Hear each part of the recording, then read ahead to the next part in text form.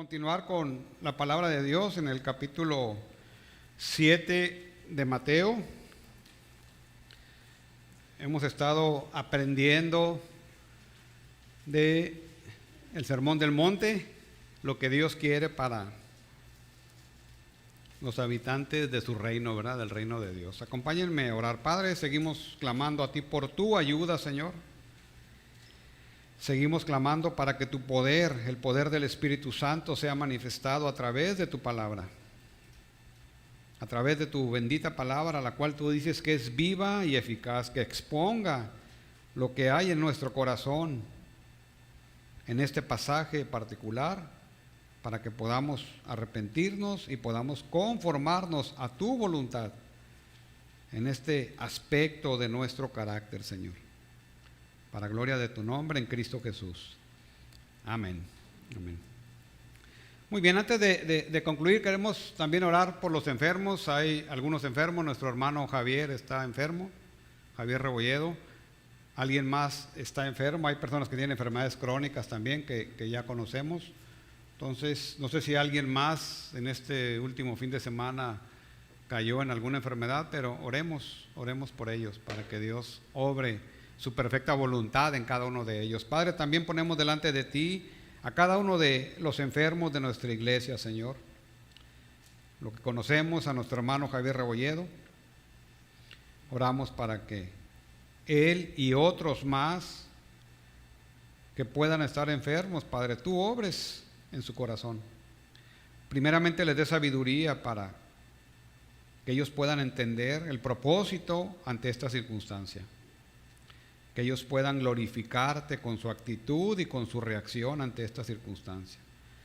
Sabemos que no es fácil, Señor, pero en tu palabra tú dices que es posible hacerlo. Entonces te pedimos que capacites primeramente a cada uno de nuestros hermanos para que ellos tengan la sabiduría suficiente para entender lo que tú quieres a través de este proceso,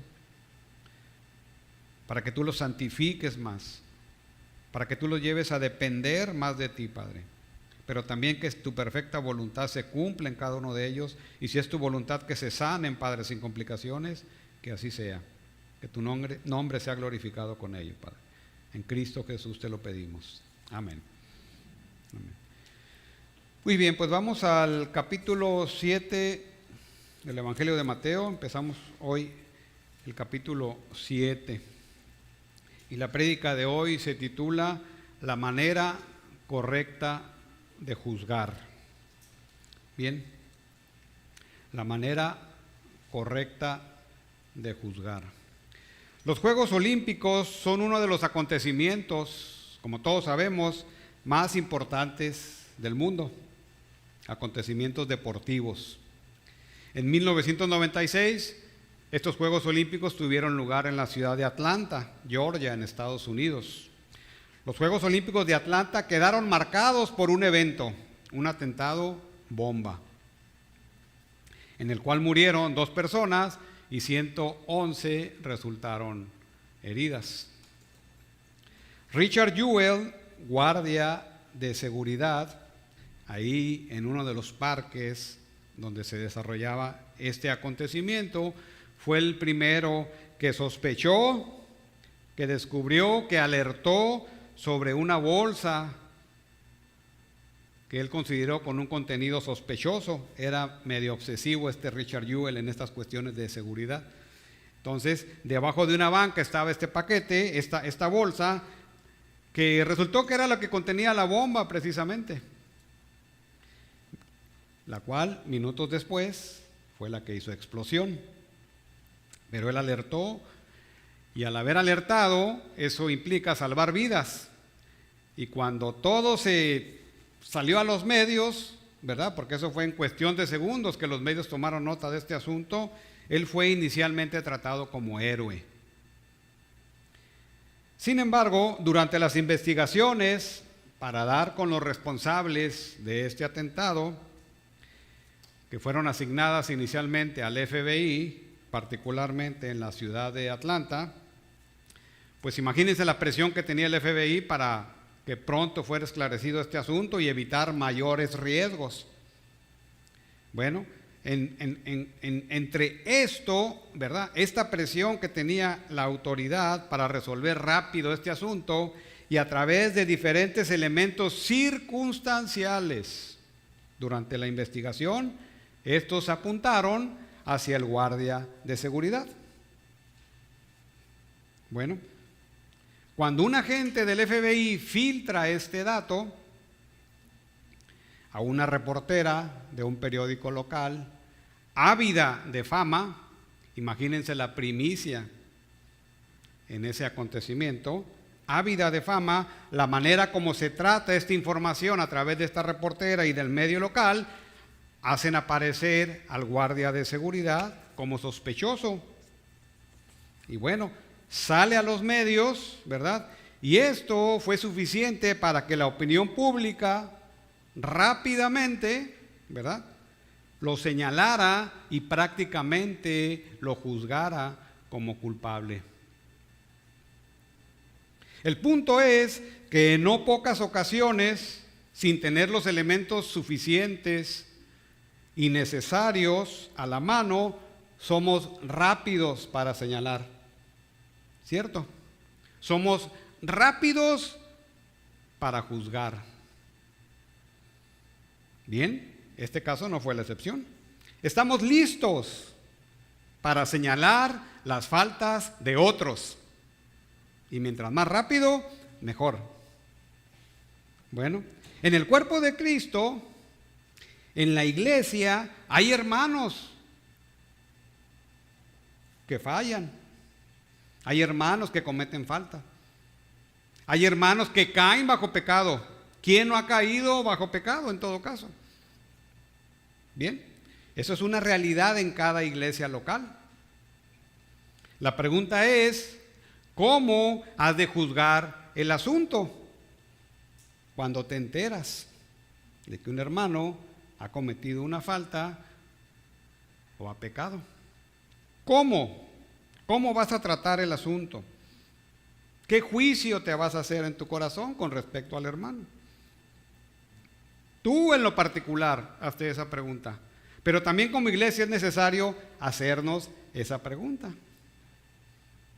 ¿Cómo enfrentamos este tipo de situaciones?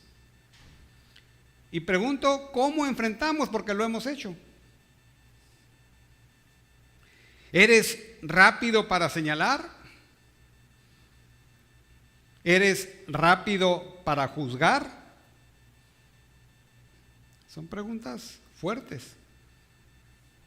La idea es que vayan al corazón. Bueno, en el pasaje que hoy tenemos frente a nosotros, precisamente, podemos aprender la manera correcta de hacerlo. Primero, habrá que hacerlo con rectitud. Y segundo, habrá que hacerlo sin ingenuidad. ¿Para qué? Para evitar caer en esta práctica, ¿verdad?, que es tan común en la vida diaria y dentro de la vida de la iglesia, que puede ser muy dañina para el cuerpo de Cristo, para la iglesia local. Rompe relaciones, rompe la unidad. Entonces, acompáñenme por favor a Mateo capítulo 7, versículo 1.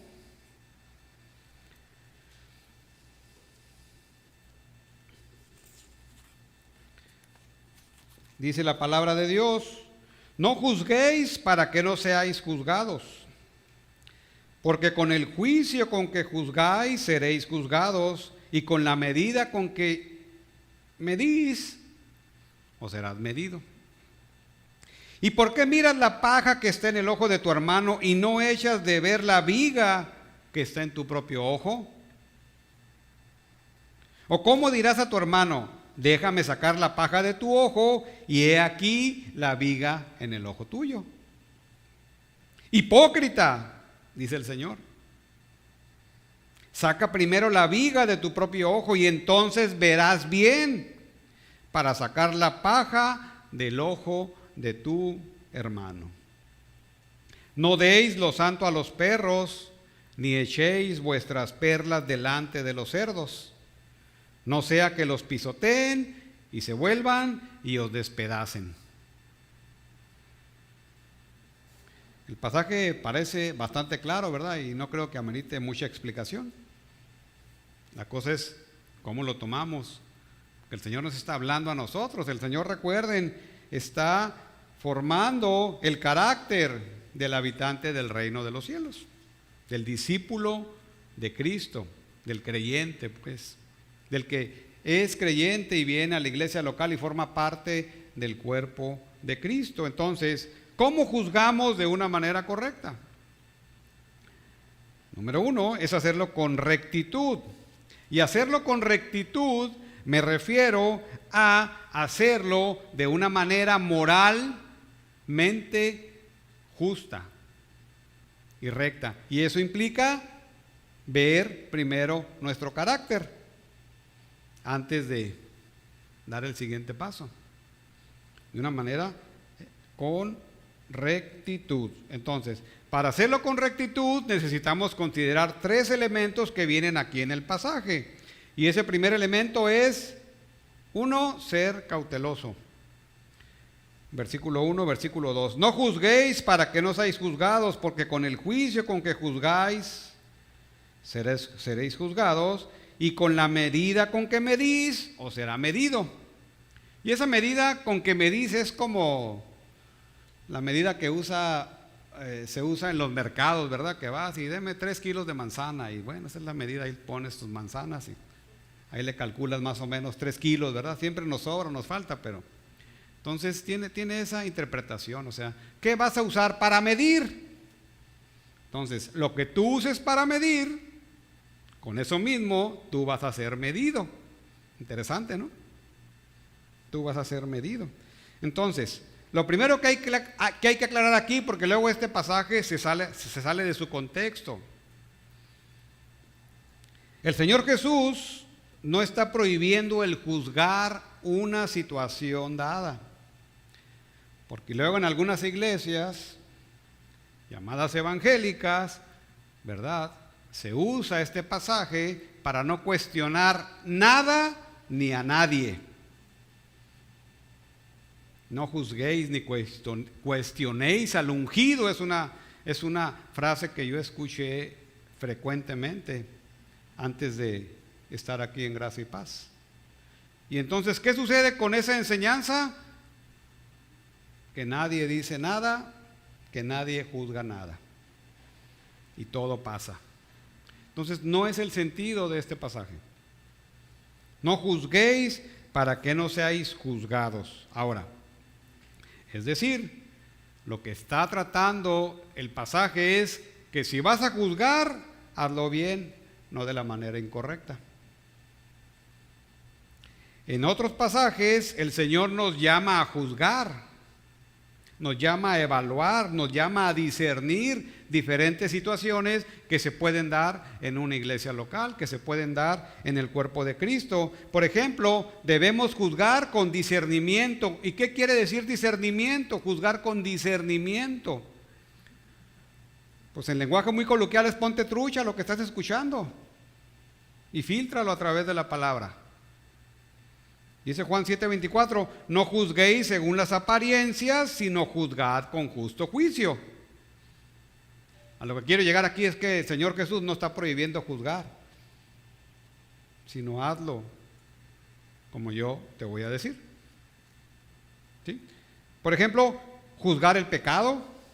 Primera de Corintios 5, versículo 4, versículo 5, todos conocemos ese pasaje, ¿verdad? Dice, en el nombre de nuestro Señor Jesucristo, reunidos vosotros y mi espíritu, Pablo hablándole a la iglesia de Corinto, con el poder de nuestro Señor Jesucristo, el tal sea entregado a Satanás para la destrucción de la carne, está hablando de disciplina, a fin de que el espíritu sea salvo en el día del Señor Jesús, de un hombre que estaba cometiendo un pecado abominable contra la carne. Todos conocemos ese pasaje. Está juzgando. Pablo está llamando a juzgar a la iglesia. No está diciendo no juzgues, déjalo adentro, ¿verdad? En Gálatas 6:1-6 dice, hermanos, no os juzguéis unos a otros, mas juzgaos unos a otros. ¿Sí? Por ejemplo, juzgar el pecado. 1 Timoteo 4:14 dice, hermanos, no Si alguno fuere sorprendido en alguna falta, vosotros que sois espirituales, restauradle con espíritu de mansedumbre, considerándote a ti mismo, no sea que tú también seas tentado. Otra vez, el punto es que el Señor no está prohibiendo juzgar un asunto, no está prohibiendo juzgar la falta de un hermano o el pecado de un hermano. ¿Sí? Bueno, también llama a juzgar a los falsos maestros. Primera de Juan 4, 1, 4. Amado, no creáis a todo espíritu, sino que probad los espíritus. Si son de Dios, esto es discernimiento. Porque muchos falsos profetas han salido por el mundo. Bueno, y han llegado aquí y ahora, y sigue habiendo falsos profetas. Y esto de no juzgar, hablando de falsos profetas, se da mucho en ciertos círculos llamados evangélicos, ¿verdad? Sobre todo los que están en esta teología de la prosperidad. Y entonces uno escucha lo que habla ahí el predicador y pues la realidad es que no empata con nada de lo que la Biblia dice. Entonces, si uno quiere cuestionar que no está empatando con lo que la Biblia dice, inmediatamente sale este versículo. No tienes derecho a juzgar. Mira lo que dice aquí, no juzguéis. Y ese es un error, porque se nos cuelan las falsas doctrinas, ¿verdad? También en Judas 1:3, amados, por la gran solicitud que tenía de escribiros acerca de nuestra común salvación, Judas cambia de tema, porque se dio cuenta, me ha sido necesario escribiros, exhortándoos que contendáis ardientemente por la fe que ha sido una vez dada a los santos. Judas iba a escribir de algo bonito, de algo hermoso, de la común salvación, pero se da cuenta de un problema terrible que hay. Falsas enseñanzas, falsos maestros. Entonces le da el giro a la carta. Eso es juzgar la falsa doctrina. Bien, entonces yo creo que con estos versículos son suficientes para afirmar la noción de que el Señor no prohíbe juzgar, ¿verdad? Sino que es necesario hacerlo, pero de una manera adecuada.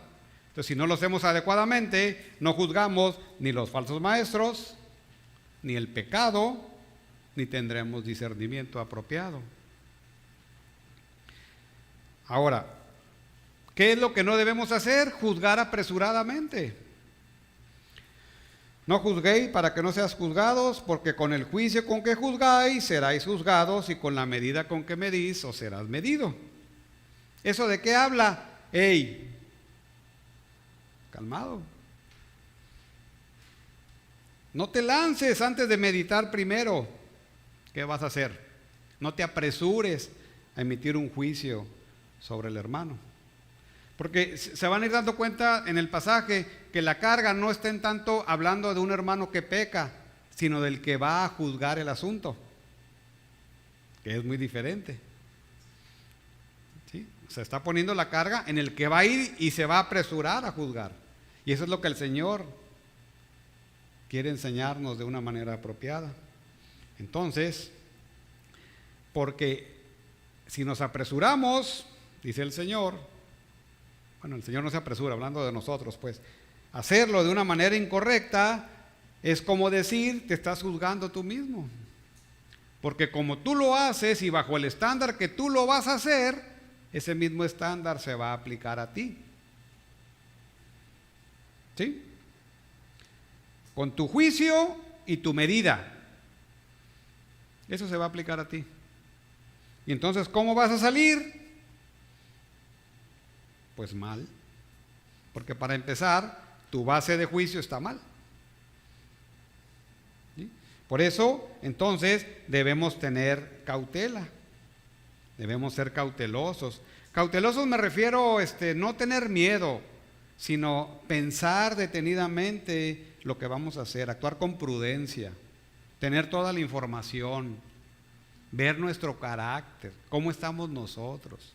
Tenemos esa rectitud moral para ir primero con el hermano, o primero tenemos que arreglarnos nosotros y luego ir con el hermano. Puede pasar. ¿verdad? Entonces, no es que no lo podamos hacer, de hecho hay que hacerlo, pero de la manera correcta. Entonces se requiere cautela, paciencia, prudencia, sabiduría, antes de irnos sobre nuestro hermano. Y hermano me refiero a hermano y hermana, es algo genérico. Bien, dice un comentarista, William Hendrickson, comentando sobre este pasaje: aquí el Señor está condenando el espíritu de censura. ¿Quién no ha tenido espíritu de censura? Que levante la mano. El juicio áspero, el justificarte a sí mismo juzgando a los demás. Autojusticia, pues, que es la que brota. El juicio sin misericordia, sin amor. Lo sigo citando. Si hacemos eso, Dios nos pagará con la misma moneda, a su tiempo. Y ese tiempo puede ser ahorita, o puede ser mañana, o puede ser en un mes, o puede ser cuando estés ante tu presencia. Entonces, eso es lo que está diciendo el Señor. Cuidado. Será entonces necesario hacerlo. ¿Con qué actitud? Pues todo lo contrario si lo vas a hacer. Ya que sopesaste el asunto y te vas a lanzar, tienes que hacerlo con amor, con gracia, con misericordia. La misma que el Señor nos ha tenido. Con la actitud de que ahora este hermano ha fallado, de que este hermano ha pecado. Sí, hay que ir, definitivamente, ¿verdad? Pero con la actitud que tú vas a estar, o estarás, o puedes estar en una situación similar después, y ocuparás que seas confrontado, ayudado.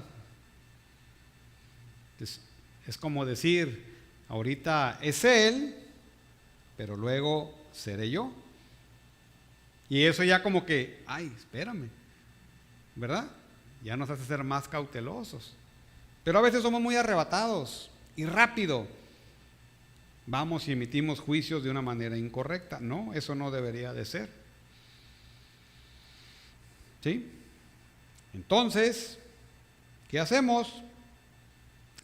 Hay que ayudar al hermano que cae en falta o en pecado. Hay que ir por él. Es obligación del creyente. Es una obligación dentro de la vida de la iglesia. Y eso se hace por amor. Así como el Señor nos rescató por amor, nosotros vamos y lo rescatamos por amor. Ese es el sentido, a final de cuentas. Pero, entonces, primer elemento, necesitamos ser cautelosos, prudentes, sopesar bien lo que vamos a hacer, antes de actuar rápidamente y sin pensar en nada. No apresurarnos a juzgar a un hermano sin tener este elemento a la mano. Y salió un verso, ¿verdad? Para que no se les olvide. No juzgar al hermano sin tener este elemento a la mano. Cautela. Segundo elemento, para hacerlo de una manera recta, seamos honestos. Versículo 3. ¿Y por qué miras la paja que está en el ojo de tu hermano y no echas de ver la viga que está en tu propio ojo? ¿O cómo dirás a tu hermano, déjame sacar la paja de tu ojo y he aquí la viga en el tuyo? Entonces, en términos muy sencillos, la paja es una astillita, digamos. Una cosita así pequeña, que ocupas lentes para ver a veces, y a veces ni con lentes. Es un contraste. Y la viga es una tabla. Ponle el tamaño que quieras, pero es una tabla. Es un pedazo de madera. Es un pedazo de madera que te impide ver.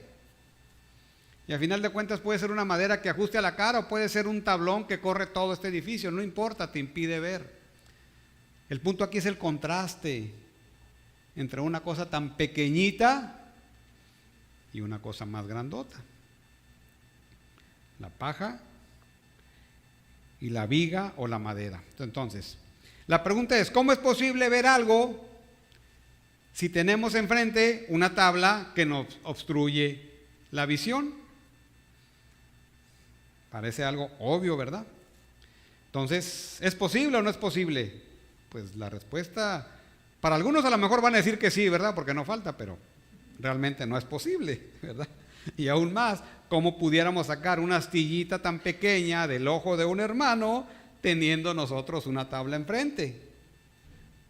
Pues no es posible. Bueno, es que no me alcanza a tapar una partecita del ojo y sí alcanzo a ver, pues está bien. Ya eso se llama necedad, ¿no?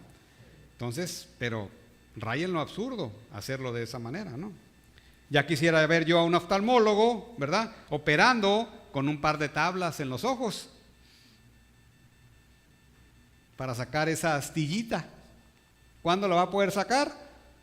Pues a menos que tenga chanfle su microscopio que usa, ¿verdad? Pero está medio complicado, no se puede, o sea, es irrisorio, ¿sí o no? Eso es a lo que voy, pues, o sea, es irrisorio, o sea, no se puede. Ese es el sentido de estos versículos, comparar la astilla con la viga, ¿verdad? Entonces, seremos necios o seríamos necios si queremos hacerlo aún teniendo la tabla enfrente de nosotros o teniendo la viga. Pero a veces el orgullo nos gana y a veces aún con la viga vamos e intentamos hacerlo. ¿Sí? Yo creo que a nadie le ha pasado, ¿verdad? Entonces, hacerlo sin antes darnos cuenta que tenemos la viga o aún a pesar de ello, de que nos demos cuenta. Porque somos rápidos somos para señalar y para juzgar las faltas de otros, ¿no? Entonces, ¿de qué estamos hablando aquí? Pues de honestidad.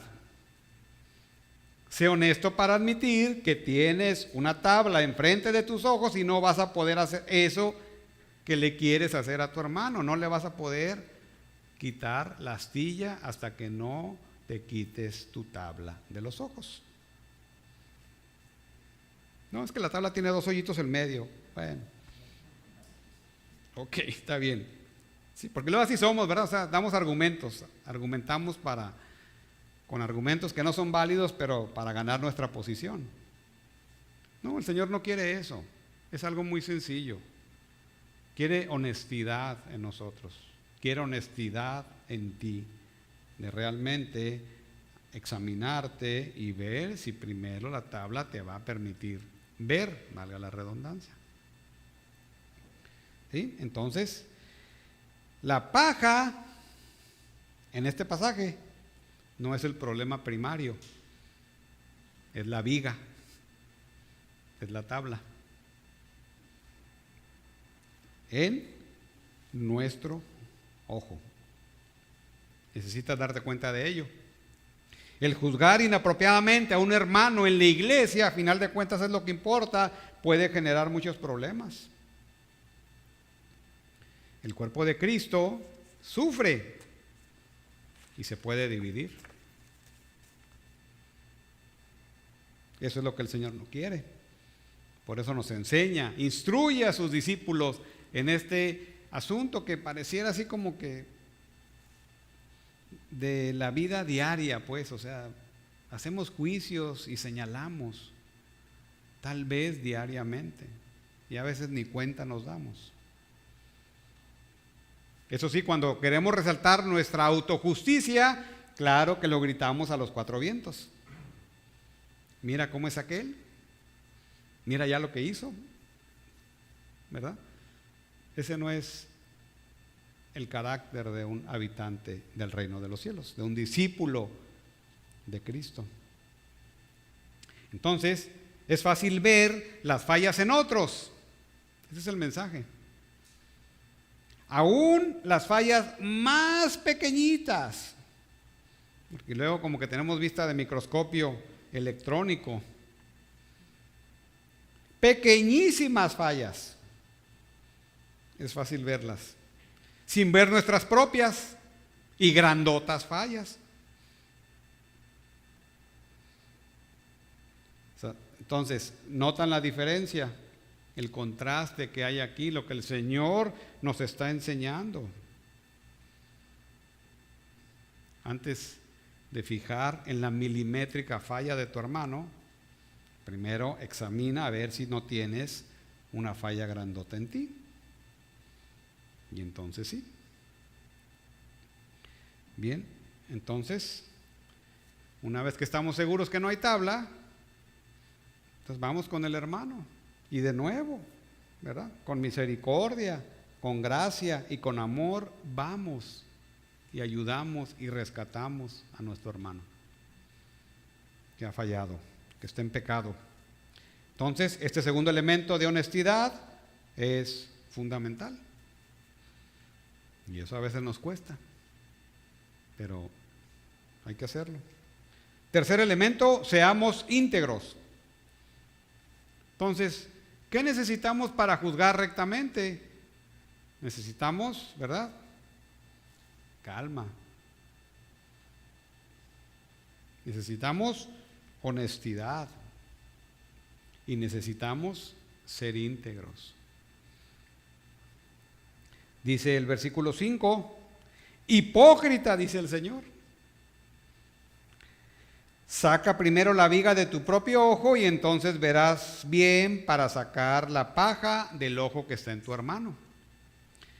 Entonces, ¿verdad? Si no somos cautelosos y si no somos honestos, ¿cuál es el resultado? La hipocresía. Ese es el punto de todo este pasaje, la hipocresía. No ser hipócritas. Por eso necesitamos ser íntegros. Porque la hipocresía denota una falta de integridad en el carácter de una persona, con todo lo que eso implica, ¿verdad? Entonces, ese es el resultado. Y aquí está con signos de admiración, ¿verdad? Hipócritas. Una pregunta. ¿Quién estará en mejor posición de ver algo? ¿El que tiene la tabla o el que tiene la paja? Paradójico, ¿verdad? Pues la respuesta obvia es el que tiene la paja. Entonces ahora el de la paja va a ir a quitarle la tabla primero al hermano. Espérame, nomás deja quitarte primero la tabla, ¿verdad? O sea, es hasta paradójico suena esto, ¿no?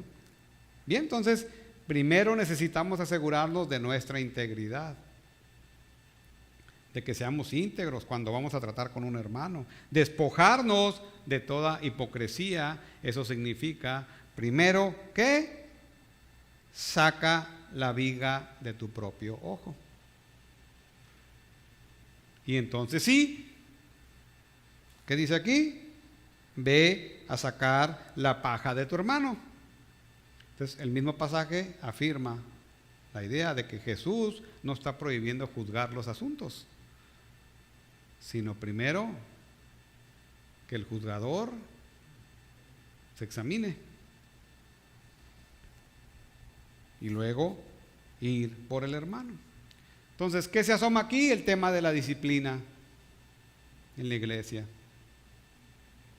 La disciplina en la iglesia es fundamental para mantener al cuerpo de Cristo sano. Es fundamental, nomás que la palabra disciplina a veces la vemos con cierta aversión o la tomamos con cierta aversión. Pero si no hay disciplina en la iglesia, el cuerpo sufre. El nombre de Cristo sufre. Y entonces aquí habla, se asoma una disciplina a un hermano, pero también una autodisciplina. Necesitamos ser disciplinados en esto. Entonces, como hay de todo, pues hay en iglesias locales que todo es amor y puro amor y nada más amor y solo amor. Sin el balance que pone la disciplina. ¿Para qué? Para tratar de mantener a la iglesia en un estado de salud. Porque al final de cuentas, ¿qué importa, hermanos? El nombre de Cristo. El nombre de Cristo es el que está en juego. La vida del hermano, sí. El testimonio del hermano, sí, está bien. Estoy de acuerdo. Pero al final es el nombre de Cristo, la reputación de Cristo, de su iglesia ante el mundo, lo que está en juego.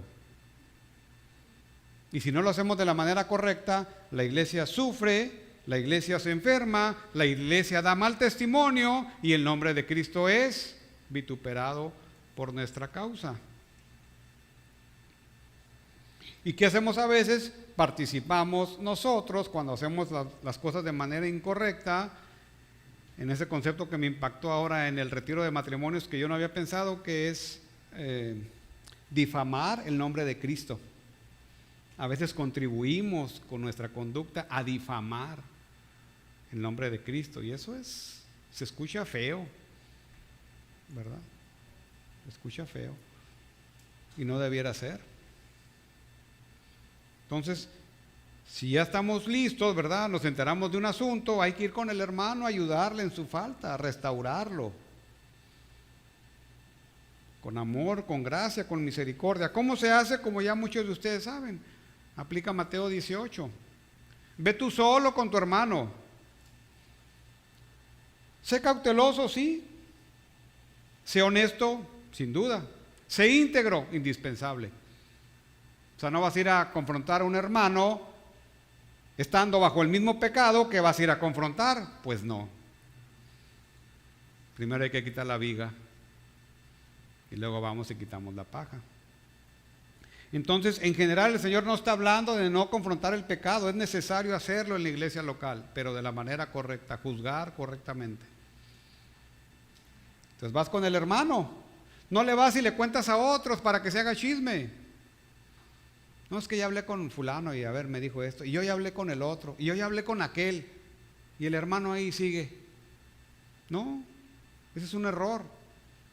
Si nos enteramos de que un hermano está fallando, está en pecado, tiene que ir uno el que se enteró el primero y nadie más se debería de enterar. Nadie. Necesitamos valentía para hacerlo, hay que hacerlo, nadie se debería de enterar. Tu hermano se arrepiente, ¿qué dice la palabra en Mateo 18? Has ganado a tu hermano.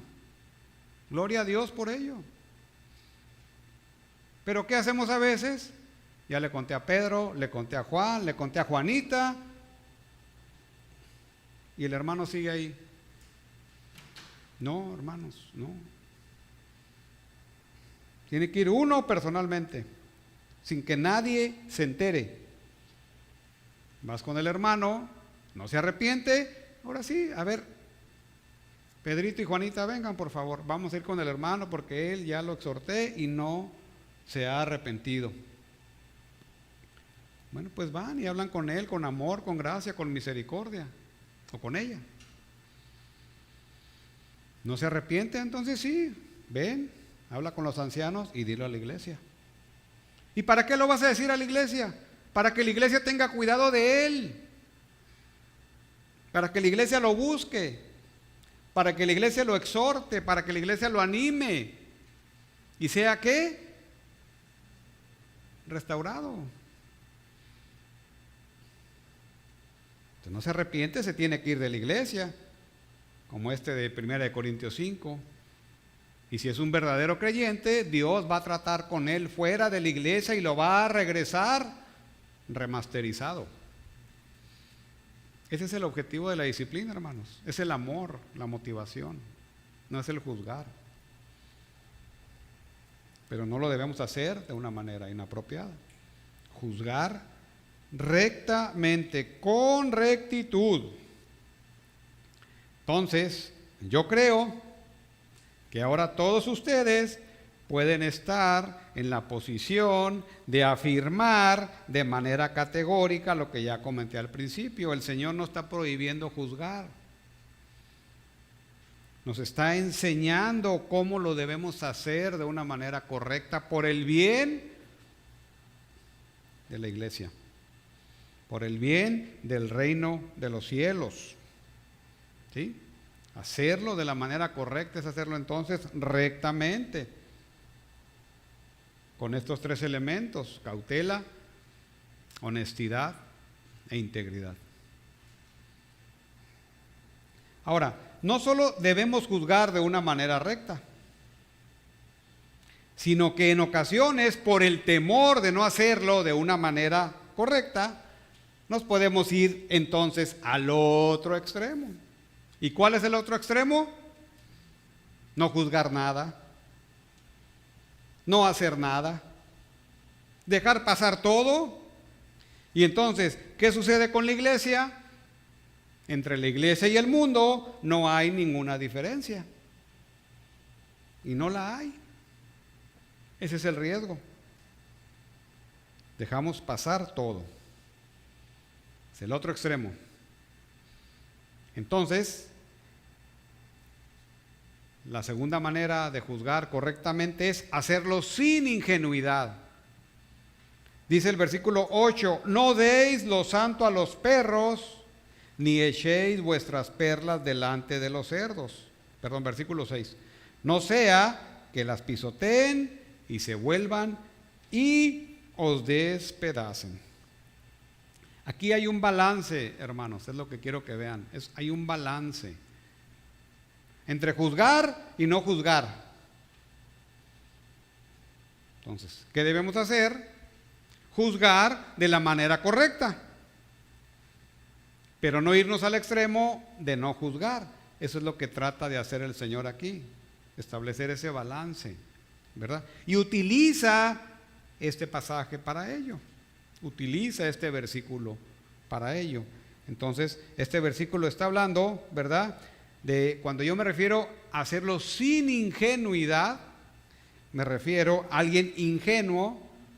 Es una persona que actúa sin tener en cuenta el error y la posible maldad de una persona o de un grupo de personas.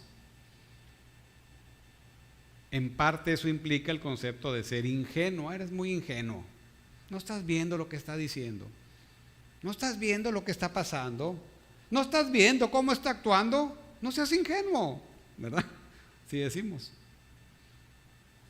Entonces, no debemos ser ingenuos, es decir, pues, no debemos de caer al otro extremo y dejarlo pasar todo. Y para eso ocupamos dos elementos para no ser ingenuos. El número uno es: necesitamos discernimiento.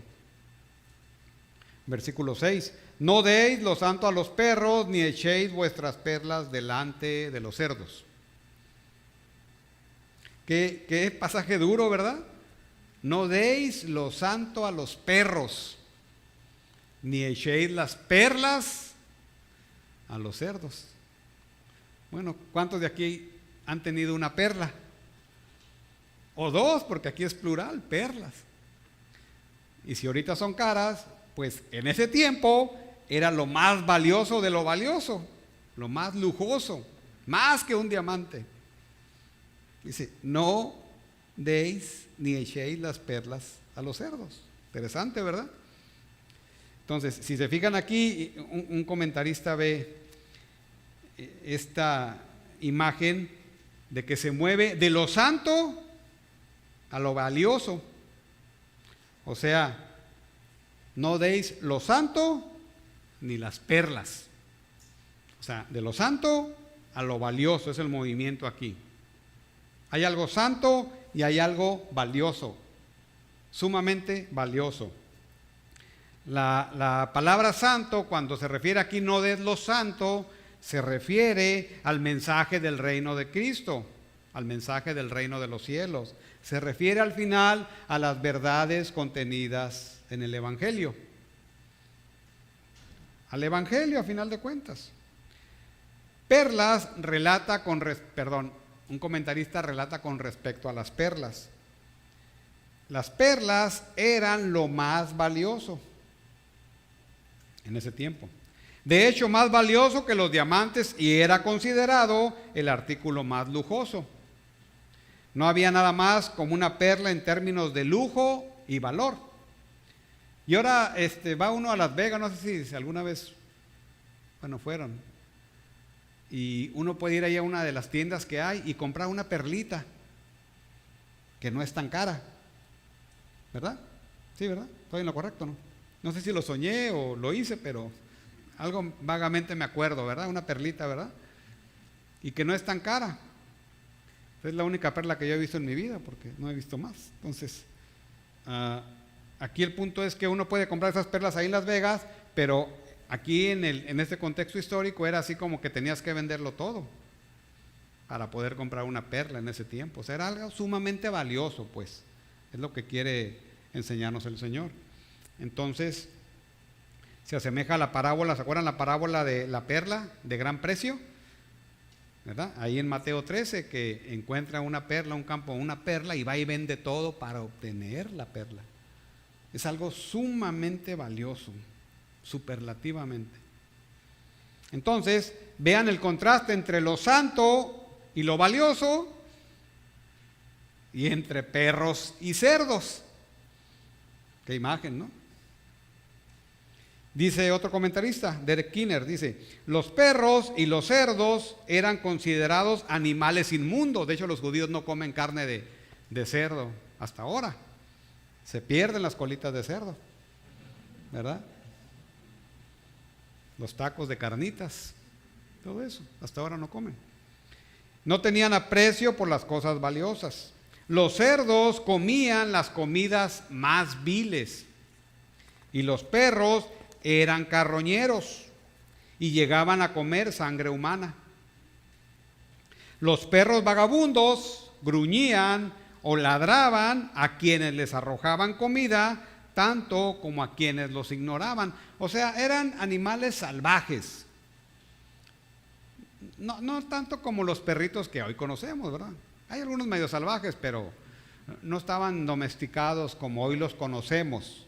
Eran perros salvajes. Seguramente había uno que otro que sí, pues, pero en general eran cerdos salvajes y perros salvajes. ¿Y qué denota eso? Peligro. Entonces, dice otro comentarista, en la Palestina del primer siglo, la mayoría de los perros eran carroñeros salvajes. Entonces, podemos ver aquí la fuerza, pues, de esto que está diciendo el Señor. La fuerza y la claridad con que lo está diciendo, si entendemos un poquito, ¿verdad? Esto de santo, perlas, perros y cerdos, la relación que trata de establecer el Señor. Entonces, ¿debemos compartir el Evangelio? Sí. Sí. Pero va a llegar un punto en que no será posible. ¿Por qué? Por el rechazo. Entonces, tú le aventabas comida, perlas a los cerdos, o lo santo a los perros, y como no era su comida, pues se enojaban. ¿Y qué hacía? Te podían atacar. Las pisoteaban. Imagínense, o sea, es la imagen que quiere tratar de dar el Señor. ¿Sí? Entonces, ¿nuestra obligación es compartir el Evangelio? Sí. ¿Hasta qué punto? Hasta el punto que esto empiece a suceder precisamente. Empieza a haber rechazo, empieza a haber hostilidad. Necesitamos entonces aprender a discernir hasta cuándo es prudente seguir dándole lo santo y las perlas a la persona. Se escucha fuerte, ¿verdad? Pero es lo santo. Para Cristo es demasiado santo su mensaje, su evangelio. Lo compara a la perla, a una perla, lo más valioso que pueda haber. Es lo santo. ¿Debemos compartirlo? Sí. Judíos y gentiles, sí. Incrédulos, sí. Pero cuando empieza a haber rechazo, cuando empieza a haber mofa, cuando empieza a haber burla, cuando empieza a ser vituperado el nombre de Cristo, pues, basta. No más. Este es el mensaje aquí. No sea que las pisoteen y se vuelvan y os despedacen. ¿Eso de qué habla? De tener precaución, segundo elemento, para no ser ingenuos. Discernimiento y precaución. Los cerdos pisotean y los perros se vuelven y os despedazan. Es una figura que alguna vez hemos comentado que se llama quiasmo, ¿verdad? Una cosa llega a la otra y la otra a la otra. Entonces, los cerdos pisotean y los perros se vuelven y despedazan. ¿De qué habla eso? De peligro. Por eso necesitamos también tener, aparte de discernimiento, precaución. Ahora, ¿qué pasa aquí? Un perro está hambriento, un cerdo está hambriento, y tú le das lo santo y tú le das las perlas, pues no es comida. ¿Qué van a hacer? Pues se van a enojar más. Están hambrientos. ¿Y cómo va a reaccionar? Con agresividad. Va a haber un rechazo. Va a haber hostilidad, pero puede haber también agresividad. Segundo elemento, necesitamos precaución. Entonces, no solo puede haber rechazo, sino este rechazo llegar hasta la hostilidad y puede costar la vida. Los perros y los cerdos salvajes, pues, podían ser capaces de dañar a una persona. ¿Sí? Por diferentes razones. La imagen aquí, pues, se aplica a los incrédulos, a los cuales se les comparte el evangelio. Y no a todos los incrédulos, sino a aquellos que responden con rechazo, pero no solo con rechazo, sino con hostilidad. No solo con hostilidad, sino que están poniendo en peligro tu vida. Entonces, precaución. El discípulo de Cristo debe tener discernimiento y precaución en estos asuntos de compartir el evangelio. ¿Sí? Y entonces, si se fijan, es como el balance, pues, ¿verdad? De tener discernimiento y precaución por un lado y de juzgar correctamente. Es decir, no puedes dejarlo pasar todo. Necesitas juzgar correctamente, pero no debes de ser ingenuo. Ese es el balance entre una cosa y otra. Y utiliza este ejemplo el Señor Jesucristo. Es por ello que se requiere, pues, este elemento también de precaución. ¿Sí? Ahora, no sé si se han dado cuenta cuando vamos al libro de Hechos. No sé si se han dado cuenta. Y si ponemos la lente en la palabra sufrimiento, persecución, nos vamos a dar cuenta de que es primordial, que es un tema primordial en el libro de Hechos. Dios utiliza el sufrimiento y la persecución en el libro de Hechos, ¿para qué? Para expandir el evangelio. En Jerusalén, Judea, Samaria y hasta lo último de la tierra. Y usted empieza a partir del capítulo 2 y pone lente en persecución y sufrimiento, se va a dar cuenta que es el tema preponderante. Y se va a dar cuenta que es lo que Dios usa para esparcir el evangelio. ¿A dónde? Hasta lo último de la tierra. Ahora, esa es una cosa. Al compartir el evangelio puede haber sufrimiento, sí es cierto. Pero Dios no nos manda, ni manda a nadie a ir a buscar el sufrimiento y la persecución. Esa es otra. Eso se puede dar en el compartir el evangelio, ¿sí? El discípulo de Cristo no debiera buscar el sufrimiento, no es la voluntad de Dios. Pero si el sufrimiento y la persecución se atraviesan en su camino como producto de su predicación del Evangelio, ¿qué aprendimos en el Sermón del Monte al principio? Bienaventurados sois. ¿Por qué? Si por compartir el Evangelio sufres vituperio, sufres persecución, sufres hostilidad, y todos lo sufrimos en menor o en mayor medida, ¿sí o no? Partiendo de nuestra propia familia y de ahí hacia afuera. ¿Sí estoy en lo correcto? Eso es. El menor o el mayor grado. Nos vamos a los extremos, ¿verdad? Todos los mártires de la historia ya están atestiguando esto. Bueno, también es claro que el reino de los cielos, la iglesia de Cristo, necesita ¿qué? Evangelistas, necesita obreros. Por eso necesitamos tener precaución para seguir haciendo la obra de Cristo.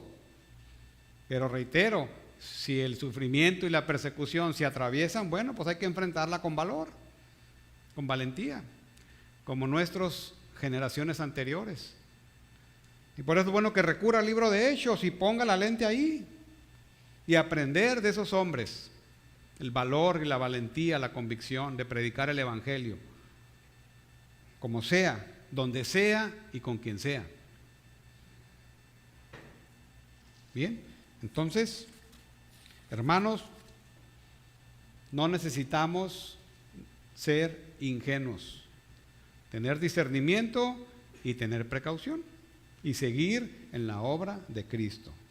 Entonces, el balance entre juzgar correctamente y no juzgar. Necesitamos hacerlo, pero de una manera correcta. Bien, volviendo a nuestra introducción, volviendo al guardia de seguridad. Al juzgar de una manera rápida e incorrecta, la vida de este pobre hombre dio un giro de 180 grados. Y casi acaban con su vida por un juicio rápido, inapropiado, sin tener los elementos suficientes y necesarios para hacerlo. Al final fue absuelto. De hecho, nunca fue considerado sospechoso. Fue considerado persona de interés. Y legalmente una persona de interés es muy diferente a ser sospechoso o indiciado, como dicen aquí en México. Pero la opinión pública, ¿qué hizo? A través de esta reportera, rápidamente fue juzgado. De héroe a villano. Bien. Bueno, dentro del cuerpo de Cristo, pues, el juzgar erróneamente también puede hacer daño a la iglesia, si no lo hacemos de una manera correcta. Puede producir efectos devastadores dentro de la iglesia local. Pero aunque este hombre sufrió consecuencias físicas, materiales, temporales, en la iglesia va más allá y puede haber consecuencias espirituales y eternas. Entonces, el Señor Jesús nos enseña la manera correcta de juzgar. Mantener al cuerpo de Cristo de una manera saludable, ¿verdad? Al hacerlo de una manera correcta y sin ingenuidad. Bien, oremos, hermanos. Gracias, Padre, te damos por tu palabra. Oramos, Señor, para que tú nos ayudes cuando sea necesario de confrontar la falta o el pecado de un hermano, Padre. Tú recuerdes y nos recuerdes este pasaje para hacerlo de la manera correcta. Pero también, Señor, que expongas en nuestro corazón a través de esta palabra lo que no hemos hecho bien y vengamos ante ti en arrepentimiento, Padre. Y que nos capacites para hacerlo conforme a tu voluntad, conforme a lo que tú nos has enseñado hoy. Yo te pido por cada uno de mis hermanos, para que así sea, Señor. En Cristo Jesús te doy gracias. Amén.